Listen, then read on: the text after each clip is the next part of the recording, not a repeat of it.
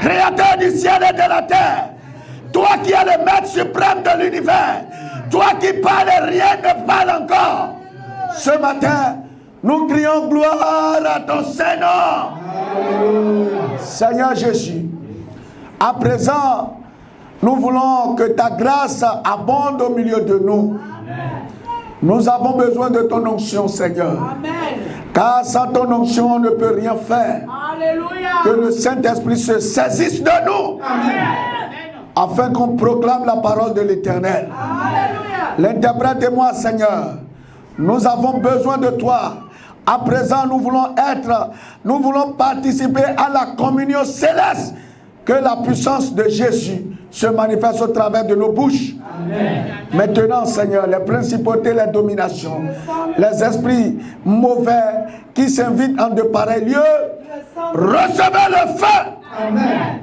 Et que le règne de Dieu soit établi. Amen. Je présente les cœurs ici présents. Amen. Seigneur Jésus, nous voulons que tu planifies, que tu aplanisses les cœurs, Amen. que tu les disposes, Amen. afin que ton objectif pour les vies soit atteint. Amen. Merci parce que tu le fais. Que toute la gloire, l'honneur et la magnificence soient à toi. Amen. Au nom puissant de Jésus-Christ, nous avons prié. Amen. Frère, nous allons faire 2 requêtes parce que nous sommes au début de ce 3e mois.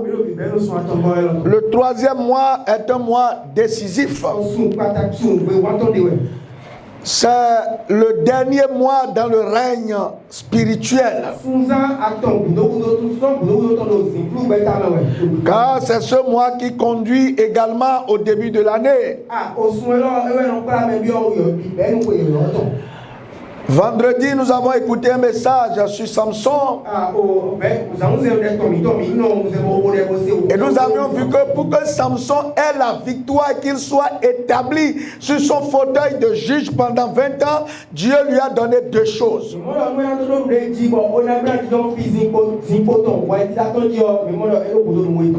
Dieu lui a donné 2 choses.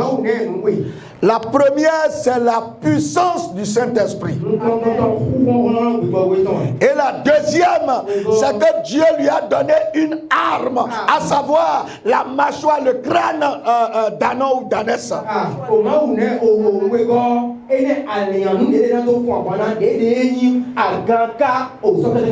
Tu vas invoquer le nom de Jésus une fois. Tu vas dire au cours de ce 3e mois, remplis-moi de la puissance, de l'autorité de l'Esprit Saint. J'en ai besoin tout au long du mois. Seigneur, remplis-moi de la puissance du Saint-Esprit. Demande au nom de Jésus. Demande au nom de Jésus. Éternel grand Dieu, grand roi, j'ai besoin de la puissance du Saint-Esprit. J'ai besoin d'être revêtu de la puissance de haut. Revêt-moi de ta puissance. Revêt-moi de ta puissance. Revêt-moi de ta puissance. Seigneur, que ta puissance inonde mon cœur. Inonde ma vie, Seigneur. Que ma vie soit remplie. Que ma vie soit imbibée dans la puissance du Saint-Esprit. Saint-Esprit, remplis-moi. Béni soit ton nom, Seigneur. Merci infiniment. Au nom puissant de Jésus-Christ, nous avons prié. Voyez, souvent les chrétiens perdent beaucoup de combats parce qu'on utilise les armes là, ne pêle-mêle. Non, ce n'est pas toutes les armes.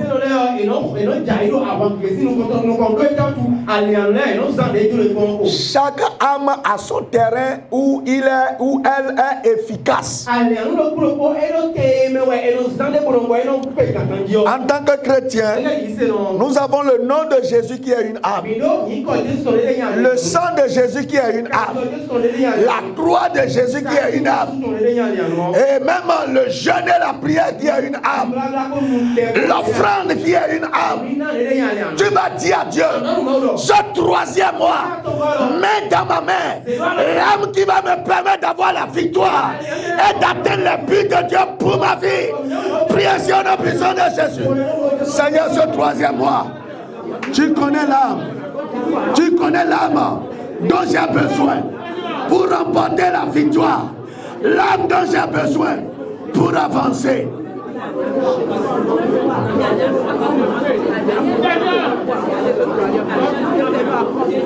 Dans le ministère, Seigneur, je te Seigneur Jésus. Seigneur Jésus. L'âme qui est nécessaire pour briser les jours de tes ténèbres. L'âme qui est nécessaire pour conduire le ministère efficacement. Seigneur, donne-moi cette âme. Manifeste ta grâce. Merci Seigneur. Kayara Baba. Donne-moi Dieu. Apeta Yesu. Donne-moi Dieu.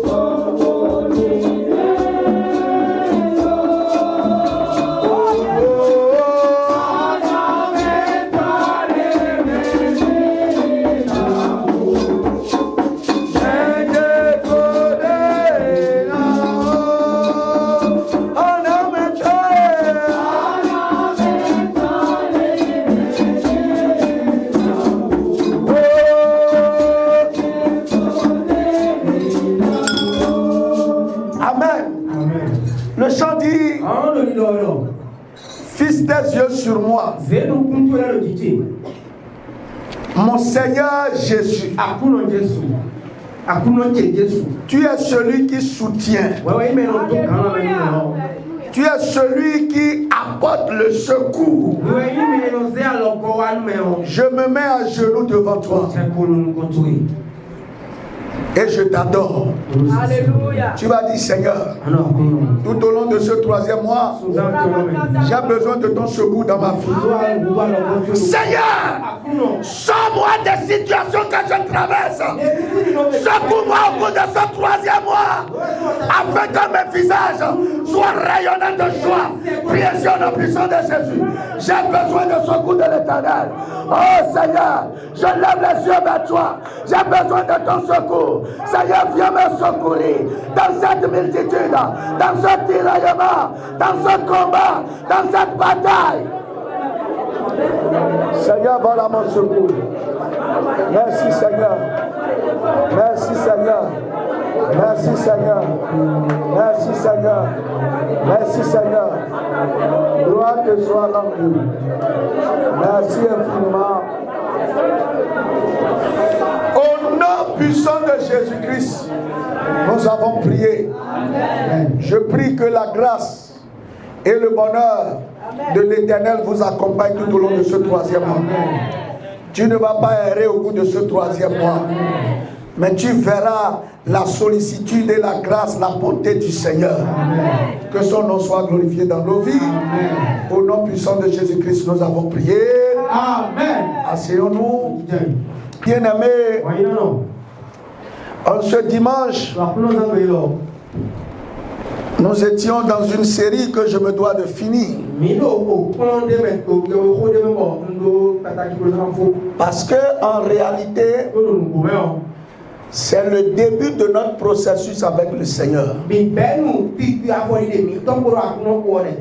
Si nous ne clarifions pas bien cela, ça sera difficile la suite.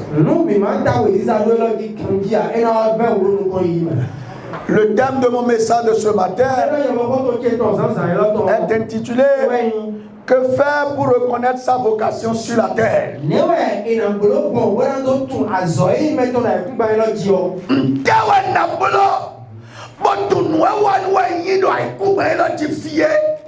Mon frère, ta présence sur la terre n'est pas un hasard. Ce n'est pas un concours de circonstances qui t'a conduit sur la terre. Pour que tu naisses, tu as gagné d'abord une bataille. Donc tu es né victorieux. Tu es un conquérant. Tu es un vaillant héros. Et Dieu doit le manifester. Voyez, dans le processus de la naissance, au départ, il y a des milliards qui entrent dans la course. Et dans cette course, moi j'ai eu la piloter. Et j'ai dépassé tout le monde. Et j'ai remporté la victoire. C'est pour cela que ma maman m'a conçu. Et aujourd'hui je suis sur la terre. Tu n'es pas un hasard sur la terre. Tu n'es pas n'importe qui sur la terre. Tu es un victorieux. Tu es un vaillant héros. Bien aimé. Et si tu as gagné la bataille, il y a quelque chose qui t'attend. N'est-ce pas? Ceux qui gagnent, c'est pour avoir le trophée. Mon frère, est-ce que tu penses que quelqu'un va gagner la pauvreté? Que quelqu'un va gagner la maladie? Que quelqu'un va gagner la misère?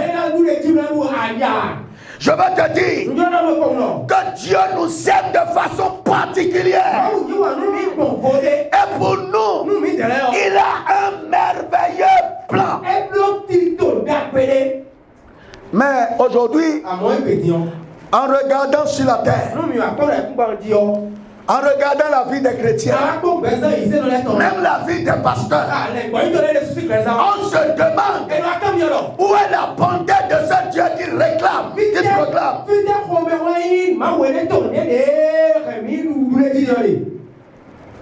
Dieu est bon. Dieu est grand. Dieu est magnifique. Comment ta vie révèle-t-elle cela? Voilà notre interrogation de ce matin. Voyez, ce que je veux vous dire, chacun de nous, on a une place spécifique qu'on doit occuper sur la terre. Pour Dieu, il n'y a pas de surprise.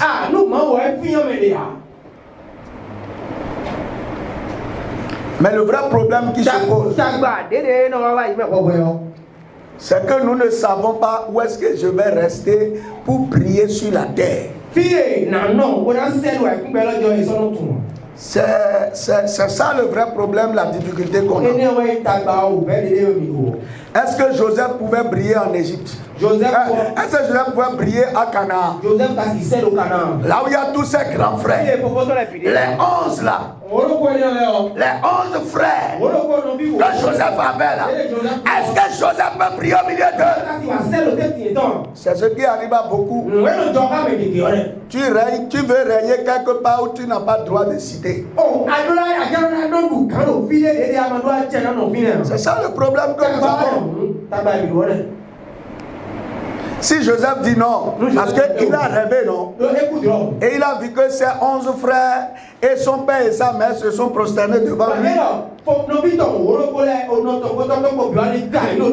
Dieu lui a révélé sa mission. Toi, tu es né pour régner tes frères. Mais quand Joseph a voulu tenter ça, à Canaan, ça lui a coûté quoi? Ils l'ont attaché, ils l'ont jeté dans la citerne. Après, ils l'ont sorti et ils l'ont vendu. Mon frère, l'ignorance de sa vocation sur la terre est la source de tous nos problèmes. C'est tout. C'est tout. Il y a quelque part où vous irez, vous n'avez pas besoin de vous décarcasser avant qu'on identifie vos talents.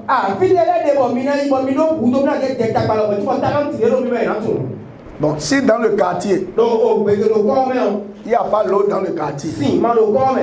Et c'est chez toi, ça, il y a la pompe. Bon, ouais, le corps, que pompe, il a Tu as besoin d'aller faire publicité avant que les gens viennent acheter. C'est ça le problème.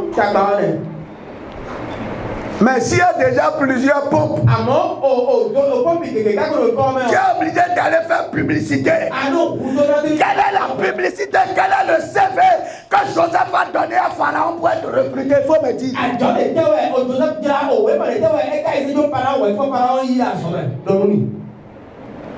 Il n'a pas donné de CV.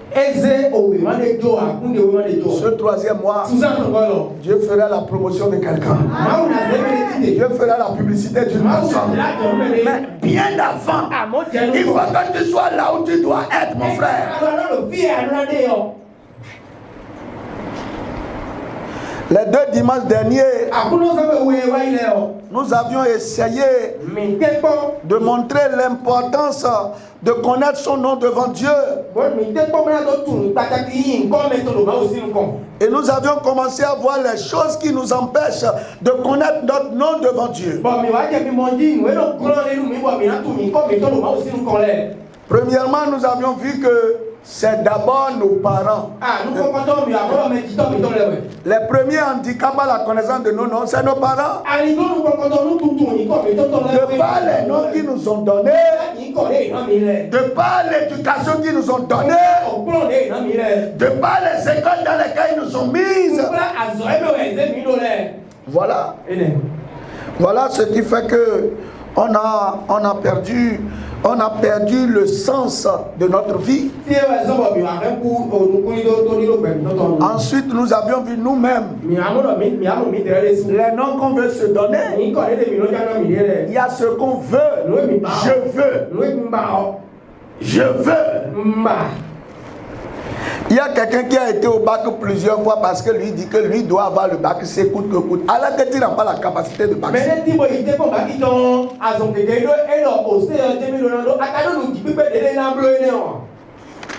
Ce matin, nous allons rapidement voir les 2 handicaps qui restent. Et puis nous allons voir maintenant le début du processus pour savoir comment je m'appelle. Parce que quand tu dis tu jeûnes, tu pries là. Pour être ce que Dieu a dit que tu seras là, c'est quoi la chose?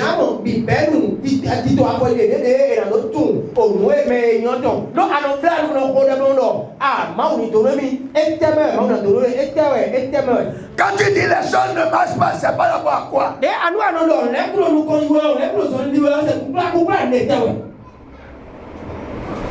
Bon, tu es couturier, tu dis que tu n'as plus de clients, n'est-ce pas? Alors que tu as prévu que tu sois commerçant. Quelle prière peut marcher là? Il faut me dire.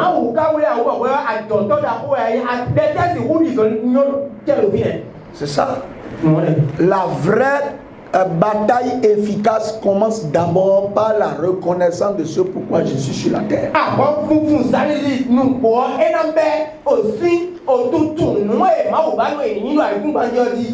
Si tu ne connais pas ce que tu es, comment Dieu peut t'aider?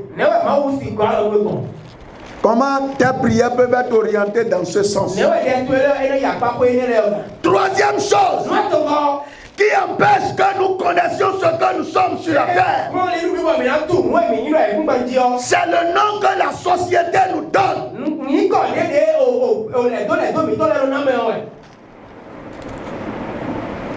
Il y a des noms par lesquels les gens nous désignent. Et ces noms empêchent que le nom de Dieu dans notre vie se manifeste. Voyez, quel a été le problème de David face à Saül? Au début, Saül n'avait aucun problème avec David. Au contraire, il était même content que le jeune David vienne relever le défi.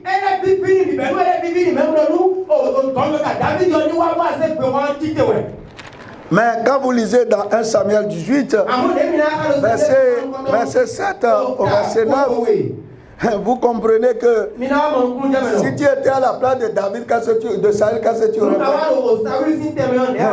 On dit les femmes qui chantaient se répondaient les unes aux autres. Et disaient, Saül a frappé 5000. Et David c'est 10 000.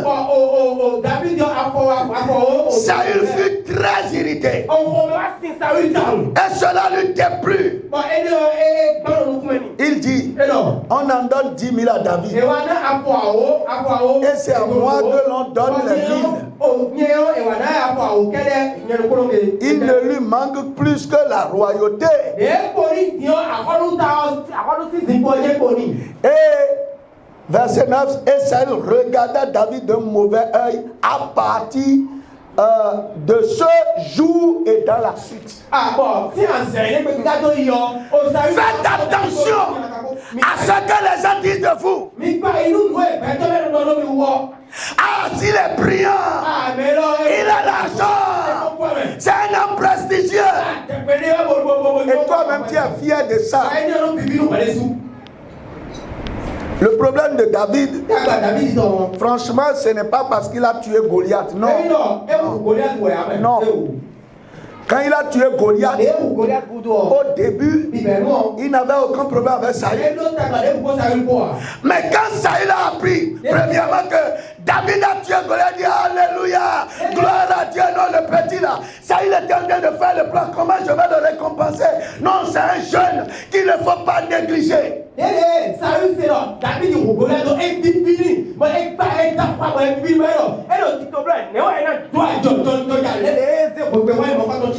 Mais quand il a commencé à entendre, les femmes ont commencé à chanter. Saül a tué 5000. David a tué 7000. Et David lui-même, il disait ouais, ce n'est pas donné à tout le monde. Non, franchement.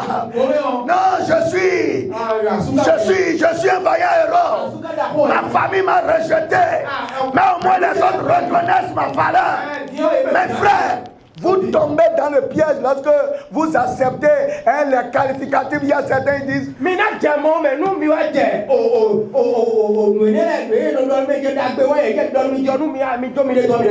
ce que cela crée dans l'homme, tout le temps, tout ce que tu fais, tu vois comment les autres voient ça. Est-ce que c'est bon? Est-ce que c'est bon? Est-ce que c'est bon? Et ta vie maintenant est dans la main de la société. Quand vous partez à ce niveau, soyez sûr.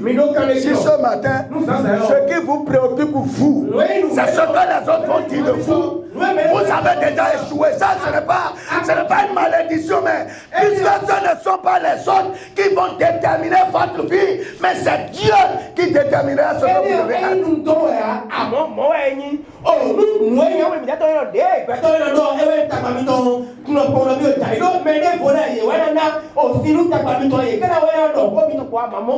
Voyez, quand les femmes chantaient, ça a excité l'ennemi. Celui qui est plus puissant que David. Il dit ah bon? Il ne lui reste que le trône. On va rester ici pour voir. Mon frère, pourquoi certains ont eu des problèmes? Parce qu'on les a qualifiés en public, c'est fini. Leur problème a commencé depuis ce jour. Je prie pour quelqu'un ce matin qui est combattu parce qu'on a fait son éloge quelque part. Que l'Éternel des armées rentre dans la bataille et qu'il te délivre de la main. Jésus. Amen. Parce qu'on a qualifié David. David est rentré en problème. Mon frère, il ne faut pas penser que c'est simple cette affaire. Un jour, j'étais avec des collègues.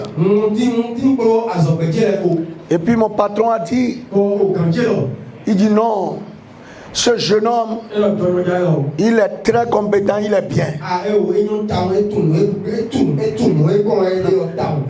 Mais il y avait quelqu'un là-bas avant que moi je n'arrive. Et puis, on est allé devant le chef. Et il m'a créé un gros problème. Il y a un document, il dit que c'est moi qui ai perdu ça.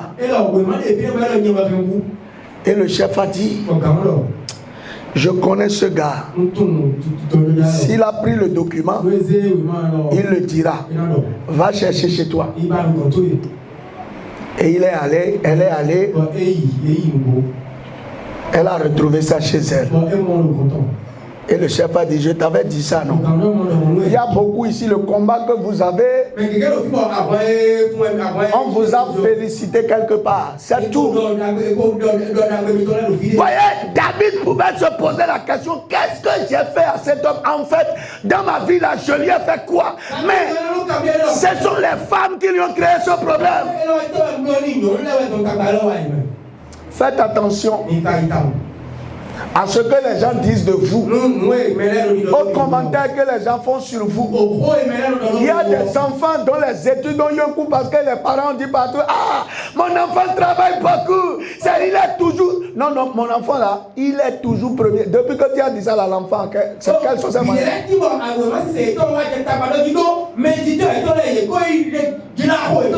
Mon frère, ce n'est pas partout qu'on fait tous les commentaires. C'est pourquoi chacun dit, gardez votre bouche. Vous parlez trop. Votre problème, vous êtes allé quand il y a quelque chose là, Waya, vous dites à tout le monde, Waya, vous dites à tout le monde. Non, je vais voyager. Dans quelques mois, moi je vais quitter le pays, non, d'ailleurs. Moi je suis en train de quitter, tu es parti. Voilà. Voilà. Les gens ont entendu, ils ont dit, ah bon? Toi, tu vas voyager ici. Il faut partir, on va voir. Qu'est-ce que les autres ont pensé, ont déjà entendu de vous et vous combattent avec. Voilà ce que je veux que tu comprennes. Vous avez livré votre vie. Ou quelqu'un d'autre a livré votre vie. Et cela est la source maintenant. Ça fait que ta vie est mélangée.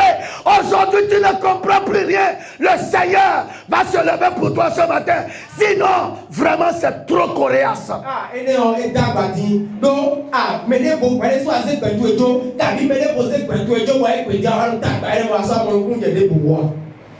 Voyez, il y a des gens, le problème que vous avez, tout le monde dit tu es pauvre. Et toi-même tu as accepté la pauvreté. Il faut dire ce matin, tu me dis je refuse. Je refuse le nom que les gens me donnent. Je ne suis pas ce que les autres pensent. Mais je suis ce que Dieu pense de moi. Voyez, il y a des gens, on lui a dit, tu as une maladie incurable. Et depuis que tu as entendu ça, ton âme est troublée. Je te dis ce matin, aucune maladie n'est incurable devant le Seigneur. Et d'ailleurs, je libère la puissance de la guérison sur ta vie. Quelle que soit la maladie qui est logée dans ton organisme, au nom de Jésus, sois délogé. Sois délogé. Sois délogé. Quitte ce corps. Quitte cette vie.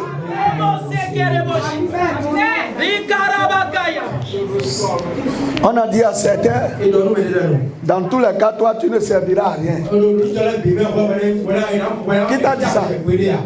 Et donc, voici vous venez les coups. Qui t'a dit ça?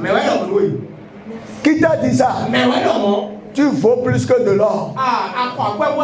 Je dis tu vaux plus que de l'or. C'est vrai, tu passes par un moment. Tu traverses des difficultés. Mais ce n'est pas encore la fin. Ce n'est que le début. Jésus n'a pas encore parlé. Refusez les noms que les gens vous donnent. Va chercher ce que Dieu a écrit sur toi. On m'a insulté enfant de pauvre. Oui, dans ma vie. Parce qu'à un moment donné, il n'y avait même pas de fauteuil chez nous. Je ne voulais même pas que les gens viennent me voir à la maison. Tellement j'avais honte de ma maison. Mais tout ça, la société m'a tassé de pauvre. Mais si je ressemble à un pauvre. Alléluia. Ta vie ne ressemble pas à ce qu'il dit. C'est parce qu'ils ne voient pas. Ils ne connaissent pas. Ils ne connaissent pas. C'est vrai. Pour eux, mon papa n'avait pas de voiture, on n'a pas de télévision, on n'a pas de...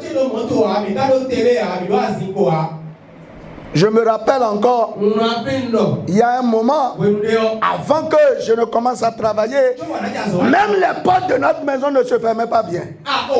Mes frères, mais est-ce que cela détermine ce que je suis aujourd'hui? C'est un temps. La vie est un pèlerinage. Je devais passer par là, mais je n'allais pas rester par là. Mais si moi j'ai dit, pendant cette période-là, parce que je n'ai rien, parce que mes parents n'ont rien, j'accepte la pauvreté, je serai pauvre. Moi je me rappelais, ma maman disait, quand j'étais en 6e, accompagne-moi au champ. J'ai dit, moi, affaire de chant là, c'est compliqué pour moi. Et ma maman dit, regarde tes camarades. Il y en a quand ils sortent du coup là. Parce que mercredi, avant on finissait à midi. Il dit avant 15h, ils rejoignent déjà leurs parents au champ. Vraiment, je me suis posé la question, où est-ce que j'avais 11 ans à l'époque. J'ai dit à ma maman, on n'a pas les mêmes sorts. Attends pour voir le lendemain. Moi, je ne suis pas fait pour le chant. Mais celui qui aime comme ça le chant là, il finira toujours dans le chant. Effectivement, il a fini dans le champ. On n'a pas atteint la 3e avant que lui ne choisisse son chemin. Aujourd'hui, il est plus vieux que moi. Pourtant, on a le même âge. Mes frères, ne laisse jamais la société déterminer ce que tu es. Que les commentaires des gens autour de toi n'affectent pas ta vision. Non. Nous nous laissons souvent emballer par ce que les gens disent. Mon père n'a jamais acheté une moto. Moto là, jamais. C'est vélo qu'il a.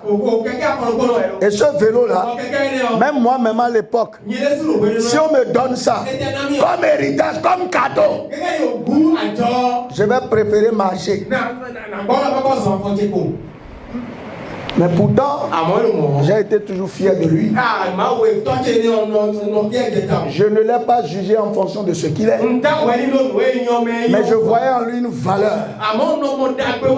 Et j'avais pris la résolution que moi, j'allais changer son histoire.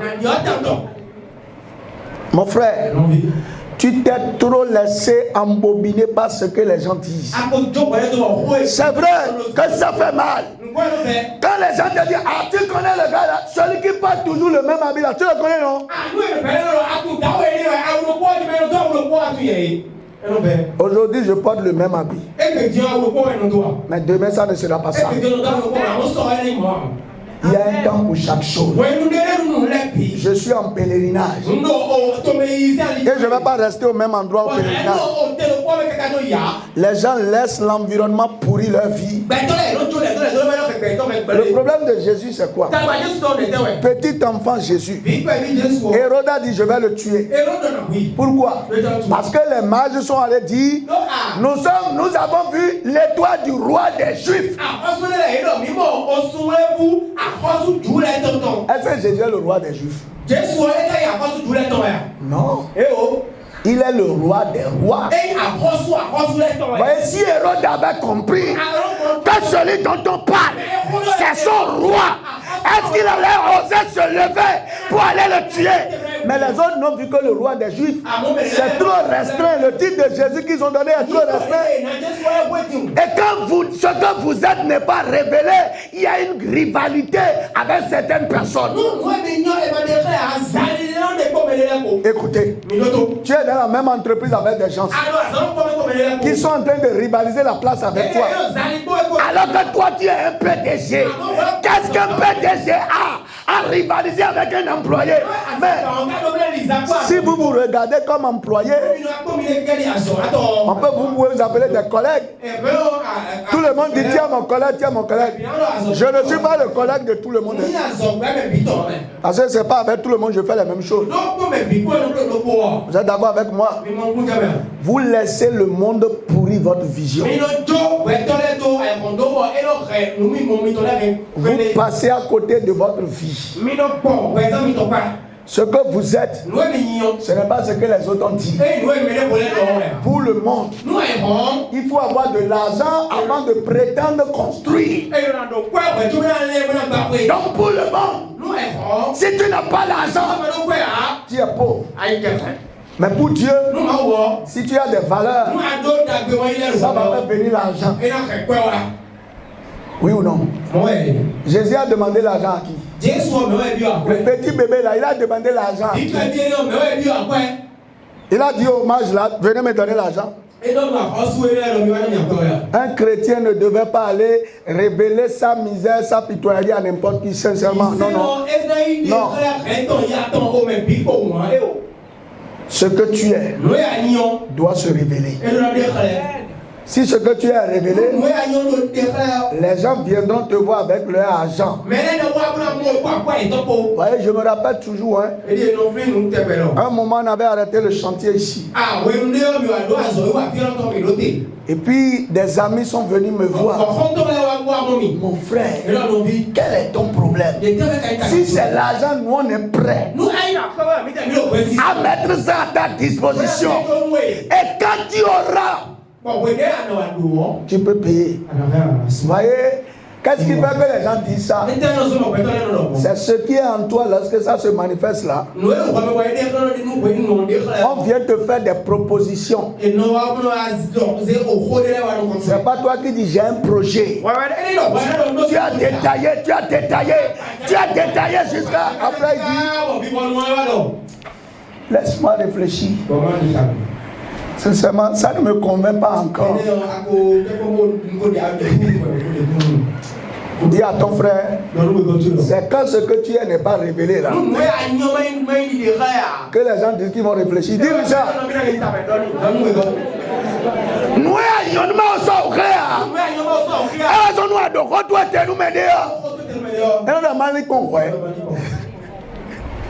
sinon, normalement, tu es là, on vient te faire, il y a telle affaire, il y a telle affaire, il y a telle affaire, il y a telle affaire. Regardez la parcelle qu'on a là, les parcelles là. Je vais vous donner l'exemple simple. Il y en a qui ont l'argent, ils disent, fais où je vais acheter maintenant parcelle. Vers où? Et les escrocs viennent, ils prennent les sous. Ils leur vendent quelque chose qui ne leur appartient pas. Et après ça pose problème. Mais quand ce que tu as révélé, tu n'as même pas encore l'argent, les gens disent non, moi je veux que tu prennes ça d'abord. On va parler de ça après. Prends. On est venu donner comme ça des voitures à des gens. Sois en train de conduire. Après, on va parler de ça là. Il n'y a pas de souci. Toi, tu as économisé, il manquait même 50 millions. On a dit que si 50 millions n'est pas complet, on ne va pas te donner. Voilà. Ce que tu as n'est pas encore révélé. En tout cas, moi, je connais quelqu'un. On est venu lui donner la voiture là. C'est que c'est RAV4 nouveau modèle. C'est que c'est en forme. Et c'est sorti sur la personne a fait tout a fait la plaque. Il dit bon, mon frère, sois en train de conduire. Après, tu vas me dire combien tu veux là. Et tu vas payer.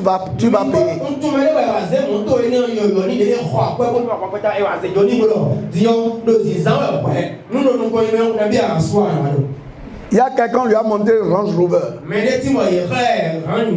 On dit nouveau modèle, dernier cri. Et la personne dit seulement tout ce que dit nous sommes et je te laisse partir avec. Ça là, j'ai acheté ça à l'usine. Mais ce matin, regarde, ça là,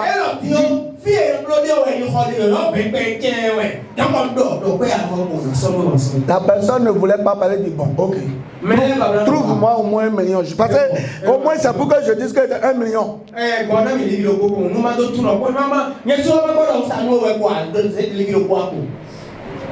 Ce qu'on vend à près de 100 millions, il dit prends 1 million. Quand votre valeur est révélée, si vous ne laissez pas le monde vous donner la valeur que vous avez, vous êtes là quand le bonheur court après vous. Mes frères, qu'est-ce qui a déjà pourri ta pensée? Les gens disent quoi de toi? Les gens pensent quoi de toi? Et à partir de ce moment, toi-même tu crois que c'est ce que les gens disent que tu es. Non, laisse le Saint-Esprit te révéler qui tu es. Sincèrement. Si le Saint-Esprit te révèle qui tu es, tu t'en fous éperdument de ce que les gens disent. Mais à la fin, ils finiront par te donner raison. Dernière chose qui lutte contre notre nom. Et puis ce sera la fin parce que le temps est venu. Il y a le nom que votre famille d'alliance vous donne. Soit le nom de ceux qui sont mariés, ça je parle de ceux qui sont mariés. Le nom que votre famille d'alliance vous donne change le cours de votre vie. Le premier cas, quand vous lisez dans Genèse 34, verset 8 à 15, là, il y a Sichem qui a voulu épouser Dina. Et les grands frères de Dina ont dit, Genèse 34, 8 à 15. Les grands frères de Dina ont dit, avant que nous ne donnions notre soeur, il faut qu'on t'appelle circoncis. Et vous voyez, c'est là la source de la mort de Sichem.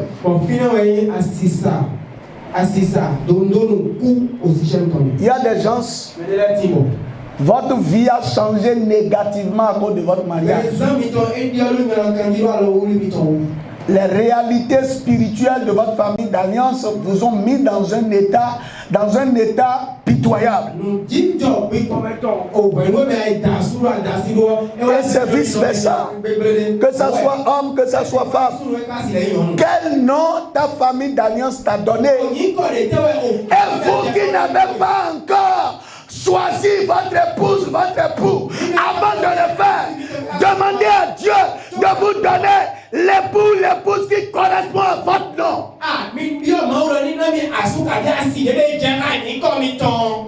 Ce jeune homme, Sichem, qui était un prince et que le trône attendait, est devenu, il est mort parce qu'il a aimé une femme. À quoi votre cœur est attaché? À quoi votre âme est liée? Aujourd'hui, on dit aux jeunes hommes, ne vendez pas votre âme. N'allez pas vous livrer à n'importe qui. Et les jeunes hommes ne comprennent pas. Ils pensent que parce qu'on est jeune, il faut coucher toutes les femmes, il faut sortir avec tous les hommes. Mais tu es en train de détruire ton nom. Beaucoup ont déjà détruit leur nom par leur alliance. Franchement, il y en a par exemple, vous voyez, ils sont sur la terre, mais leur âme est dans une bouteille sous la mer. Comment ils peuvent réussir sur la terre, il faut me dire? Il n'est même pas prisonnier sur la terre. Parce que si tu es prisonnier sur la terre, on peut te libérer. Maintenant, même dans l'eau là, quand la bouteille va se casser là-bas, il reste comment tu vas sortir de la mer? Ou bien je mens. Sortir de l'eau là, c'est en tout cas moi. Mais là, quand la mer t'emporte, sortir de ça là, c'est la mer qui décide comment il va te ramener. Ou bien, Vous avez livré votre vie. Je dis ça ce matin parce qu'on est au début du mois. Si dans ta vie tu as vu qu'il y a des choses qui ont compromis déjà ton avenir, c'est le moment d'aller vraiment devant Dieu pour que Dieu t'aide à reprendre ce qui est à toi. Ce jeune Sichem, il est mort. C'est ce qui me fait mal. Sichem est mort. Il est mort. Pas parce que Dieu avait prévu sa mort. Mais il est mort après avoir désiré une fille.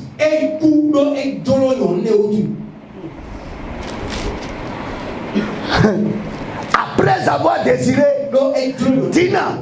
À cause de Dina, Sichem est mort. Il y a des étoiles qui sont éteintes.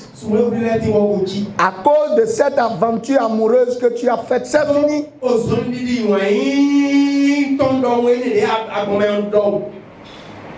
À cause de ce temps que tu as posé, c'est difficile que tu sois quelque chose sur la terre. Je dois vous dire une vérité. S'il y a des combats qui sont difficiles à mener, ce n'est pas les combats de la sorcellerie, je dis toujours sincèrement. Si tu connais les principes, c'est pas compliqué.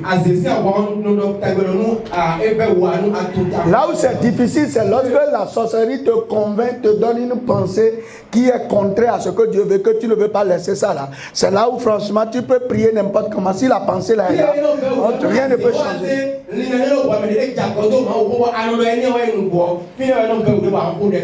Mais ton âme est attachée à quelque chose de mauvais. Regardez un jeune homme qui a couché avec une fille serpent.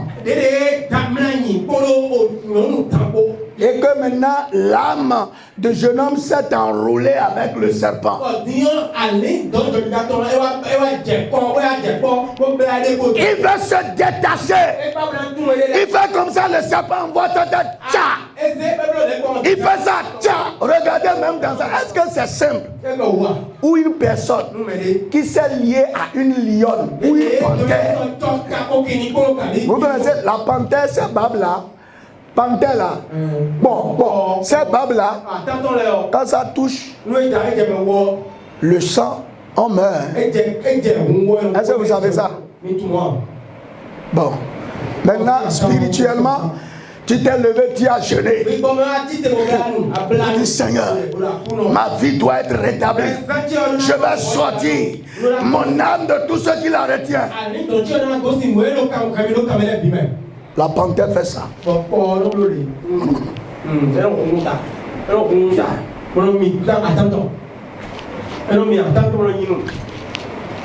C'est pour ça que certains disent, quand je me force jusqu'à il reste un peu là, moi-même je ne sais pas ce qui s'est passé.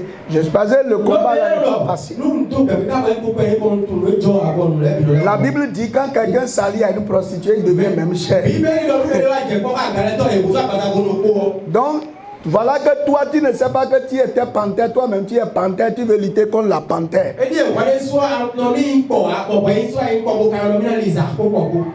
La famille d'alliance vous donne un nom. Et vous qui êtes mariés là, ou vous qui avez déjà fait l'expérience du sexe une fois, sachez que si ce n'est pas le plan de Dieu, votre nom est déjà compromis. C'est difficile. Le deuxième cas, c'est Jacob. Genèse 29, 25 à 30.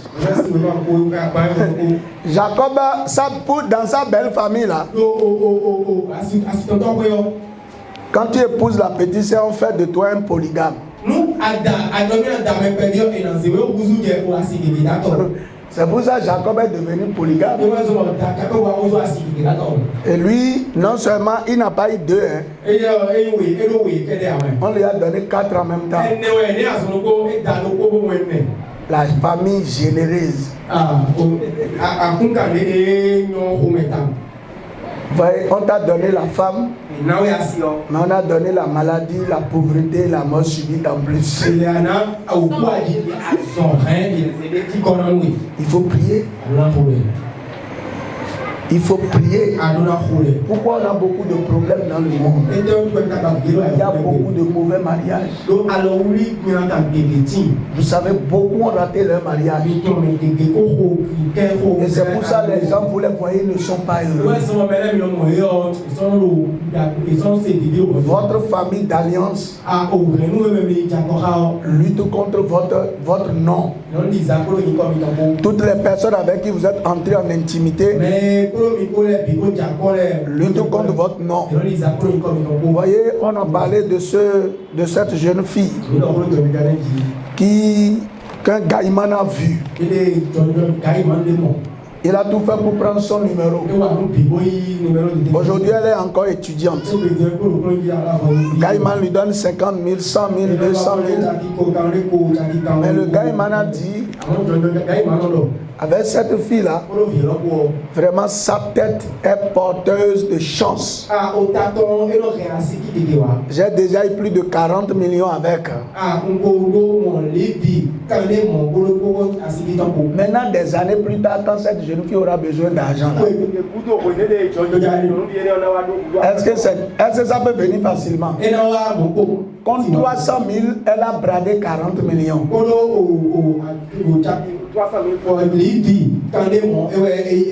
Qu'est-ce que tu as déjà bradé de ton nom? Ce matin, nous sommes au début du mois. Chacun a besoin de revoir sa copie, comme on le dit. Que Dieu nous aide et qu'il nous délivre de l'influence négative des noms que la société nous a donnés et des noms que nos familles d'alliance nous ont donnés. Au nom de Jésus. Amen. Amen.